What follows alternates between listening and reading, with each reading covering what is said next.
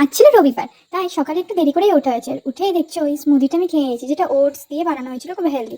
তারপরে মিশো থেকে আসা কিছু জিনিস অনেকদিন ধরেই আমার কাছে পড়েছিল, যেমন দেখছো এই লকারটা, যেটা ব্যাগে খুব ইউজফুল ভাবে আমি ইউজ করতে পারি, হেল্পফুল। তারপরে আমার কাছে ছিল কিছু কফি সেট এবং হোয়াইটনার টেপ। তারপরে একটা চকলেট ডায়েরি ছোট ছিল, যেটা আমি জার্নালি করতে সুবিধা হবে, আর সেটা খুবই চকলেট ফ্লেভারে ছিল। আর তারপরে ছিল হচ্ছে হাইলাইটার। তো তারপরেই আমি আমার ব্রেকফাস্ট করে নিই, দেখতেই পাচ্ছ সিদ্ধ ছোলা এবং কিছু স্যালাডও ইউজ করেছি ওখানে। তারপরে আমি কিছু শ্যুট করার ছিল, তো আমি শ্যুট করে টরে নিয়ে ভাবি কি যে এবার স্কিন কেয়ার স্নান টান করে স্কিন কেয়ার করবো।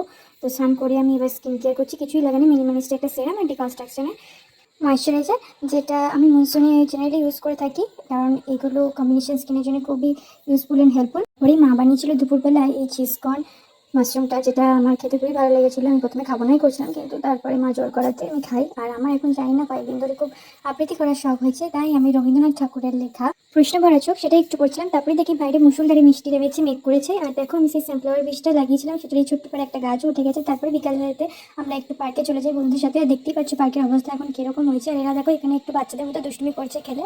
পার্কে গেলে যেন সবসময় নিজেদের ছোটবেলাটাকে আবার ফিরে পেয়ে যায়। দেখো কি সুন্দর, এরাও ট্রেন গাড়ি ঝিকঝিক আমাদের যেরকম ছোটবেলায় খেলা হতো, এরাও লাইন করে ঠিক সেটাই খেলছে, দৌড়াদৌড়িও করছে, একটু আবার কখনো মারপিট ঝগড়াও হচ্ছে। ঠিক যেন নিজেদের ছোটবেলাটাকে আবার ফিরে পাওয়ার মতো এদের মাধ্যম দিয়েই দেখা। তা করতে করতেই দেখো আমরা দুজনেই কিন্তু এখানে মশকরা করছি, এবং আমরা বুঝতেও পারছিলাম না কয়েকটা জিনিস। আসলে এখানে অনেক কিছু জিমের ছিল জিনিসপত্র, যে কীভাবে কীভাবে ব্যবহার করব, কীভাবে এটা কাজে লাগবে।